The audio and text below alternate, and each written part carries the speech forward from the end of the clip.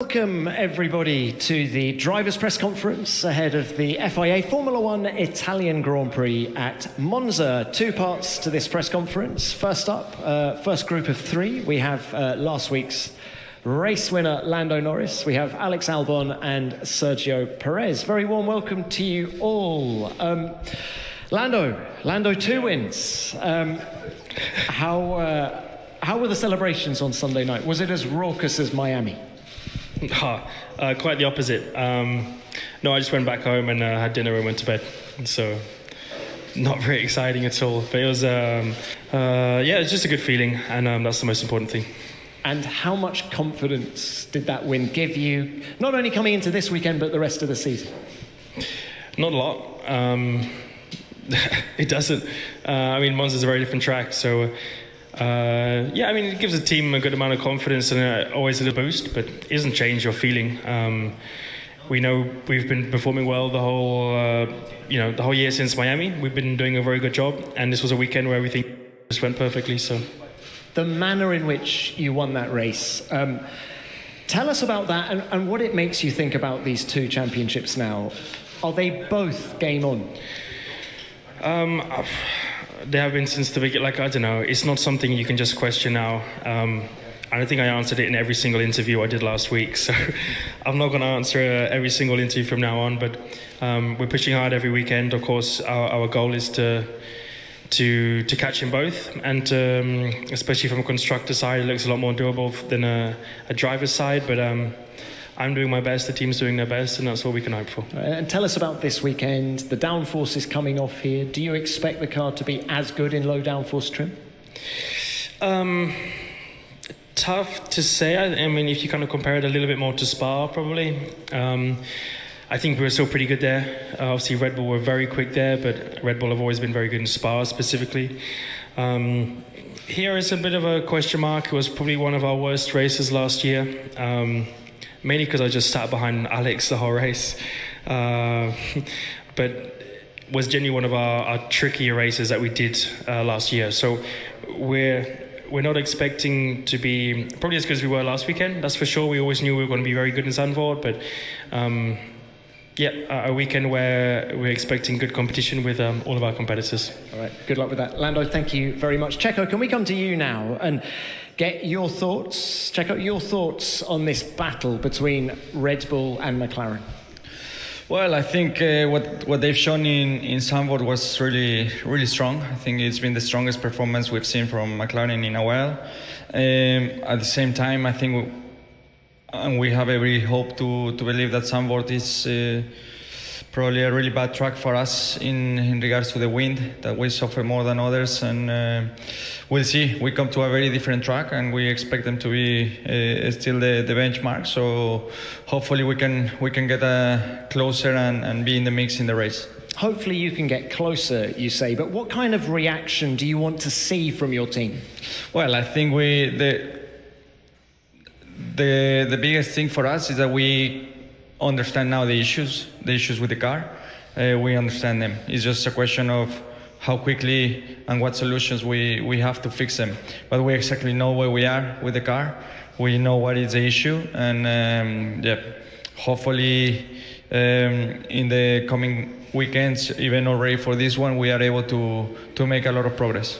You had your best result on Sunday since Miami. Can we conclude that you're happier in the car now than you have been for some time? I think understanding the issue did help a lot, because I think after Miami we were a bit in the limbo, and we were working with a car that we didn't understand what was going on with it. And I think once you understand the issue, you are able to set up around it, to drive around it. And I think that made a bit of a difference in my side. And but now the most important is to be able to fix the issue. Okay, and there's a new setup on your side of the garage. Your race engineer, Hugh Bird, has gone on paternity leave. Just give us some insight into how it's working with your new, if you like, race engineer, Richard Wood. Yeah, Woody, I think, obviously Hugh has been there since I joined Red Bull, and with Woody, he was my performance engineer. He's stepping up for now, and you can see that it's a little bit different, the communication and the way they see things. Everyone has their perception, but I think it's working well, and I just expect Woody to ramp up, and get better every single weekend, and at the same time wishing the best to Hugh and his family. All right, Checo, thank you. Good luck to you this weekend. Alex, we'll come to you now. Zandvoort looked like a missed opportunity for you and Williams. How was the pace of the car in the race? I don't think we really were able to show anything. We were stuck behind cars in the first stint. We tried to box early and then got covered off by other cars. So then we were stuck again in the second stint, and that was kind of our race. So, as you said, a missed opportunity. I felt like we could have scored points last week, but yeah, obviously something to review. We need to understand the processes that went on to be disqualified. Obviously, it was very unintentional, and it was the car was still good on Sunday with all the changes. So, yeah, it's a bit frustrating to miss out. Tell us about the upgrades and the impact that they've had on performance. In terms of balance, not really anything to say, just a bit more load. So all the numbers came back positive. They were up, so that's nice. I think we're more in the mix with the midfield. It's still close, and we would need a bit more to get in front of everyone. But this is part of a double package, so we're waiting for a second part of it a bit later into the season, and hopefully that will just tie up some of the balance problems as well, because we're not just missing load, we're missing a bit of balance as well. And how hopeful are you for Monza this weekend? It's a track where the team has traditionally gone well. You qualified 6th here last year. What's possible? Yeah, I don't think we have the same car in terms of the same peaks as we did last year. Zandvoort, we were the second slowest car down the straight, so we just need to bear in mind where our car is. I think we'll be okay. I think we'll be in the fight for points obviously on the lower end, maybe not 6th, but let's give it a go. I think we've got a decent car. All right, and final one from me. You've got a new teammate this weekend. First up, how surprised were you by Logan Sargent's departure? Yeah, I'm kind of focused in my own lane. So obviously, more than anything, just I know Logan personally. He's a super guy, and things didn't work out. But I'm sure whatever he gets on and moves on to do, he's going to be very good. I know the pace that he has, and at the same time, of course, Franco's now joining, so there's a bit of a learning curve for him. But I think he's coming at the right moment. If I could choose a track to do my first race at, I think Monza is one of the more forgiving ones, better than Baku or Singapore. All right, Alex, thank you for that. Good luck to you this weekend. Let's open this to the broadcasters now. Who's got our first question? David, yeah. David Croft, Sky Sports F1. All right, Lando, I won't ask you about the title. I'll ask Sergio.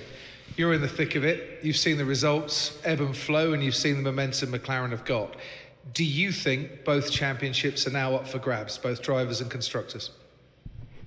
Well, I think there are 9 races to go still, so I think definitely the momentum is with them, but we're not sitting back. We as a team working really hard to find the solutions. I think has been a really good step taken to understand the issue. It has taken us probably a little bit too long, but we know what are our problems, and it will just be a matter of maximizing from now until the end of the year and see where we end up. But I got every hope that we can bring some performance to the car in the coming races. Thank you, Checo. Yes, Diego. Diego Mejia, Fox Sports Mexico. Question to Alex, and maybe Lando and Checo can comment afterwards. What's the main challenge that Franco's facing, jumping in the middle of the year, and what makes it different from stepping in as the season starts? I think in some ways it's a nice thing that he's got. In my opinion, he knows the seat's not up for grabs next year. There's no pressure in terms of having to deliver, and you're not trying to get a seat for next year. So in some ways I think it's more just a bit of experience. I don't know what Franco's going to do next year, but the things you learn in F1 can help you a lot into, let's say, if he does another year in Formula 2 next year. So enjoy it. And of course there is a bit of a learning curve, but he's been in the car a couple of times already. So I don't think it will be such a big thing. Maybe more about the physicality when we go to Qatar and Singapore. That would be a bit of a surprise, I think. Or not a surprise, but a difficult thing to get used to. But yeah, I think also Williams are great at, educating and teaching the drivers how to get the most out of it. So also I think I'll try and help him as much as I can as well. Checo, can we get your thoughts about being parachuted in mid-season? Yeah, I think it's a massive challenge, definitely. But obviously, when you get the opportunity, you have to go for it. I think he's been with Williams for quite a while now. I think it will really speed up his learning. Now that he will be racing, he will see what Alex is doing, how the team works during a weekend, and that will open his mind so much to whatever he does next. I think he will be a much prepared driver in the future. So I will just recommend him to enjoy his opportunity, enjoy the moment, and maximize the chance. Thanks, Checo. Lando, anything? Franco? No, I guess just wish him the best. I'm sure it's not an easy thing. I think the main thing is he knows the track, he knows the car. It's just like external pressure, but I think he's a guy who can probably deal with it very well. And I think the more difficult part of coming in mid-season is just we're on top of everything. We know how the tires work, how everything works, and we're able to predict everything. For him, it's the complete opposite almost. He's going to go into certain times in qualifying and races just not being able to preempt what's going to happen with the tires when they get to this temperature, what's going to happen, how then do you have to drive. We're prepared for everything and every step of the way, and for him that's going to be the tough part. But he's there for a reason, because he's talented and he's a very good kid, and I'm sure he'll do just fine. All right, thank you all. Next one, yeah. Yeah, Roldan Rodriguez from Dazón Spain. A question to Lando. Talking about external pressure that you just mentioned, in your 6th year of Formula One, you are fighting for everything, winning races, and let's see if the championship maybe. Does it make you change the way you approach the weekend or even your driving style? Probably not as much as you think. And I think because I struggled a lot with this when I started in Formula One. Like my first, second year and into my third, because I struggled with it so much back then. I feel like I learned pretty well how to handle it, and that's also, I would say, helped me even in the position that I am now, when I know I'm maybe not directly in the fight of a championship where I'm neck and neck with with Max, but just dealing with these more questions and the pressure of everyone thinking that I have to deliver every single weekend. Also knowing myself that I have to deliver every single weekend. But I think because I struggled a bit with it, or quite a bit with it in the past, I feel like I'm able to deal with it in a much better way now. And therefore it doesn't have much of an effect. There it still is, and I know there's more pressure. The team are probably going to feel a little bit more pressure, and externally there will be more pressure on me. But it's also up to me to deal with it in the way that I feel best. And at the same time, therefore, I don't really feel it that much. I'm comfortable that I just have to go out and drive, and that's all I can do, really. Not think about these external things. So, no, in the place I am now, fighting for wins and fighting in the championship, honestly, I feel like it's another weekend. Do you enjoy the extra pressure?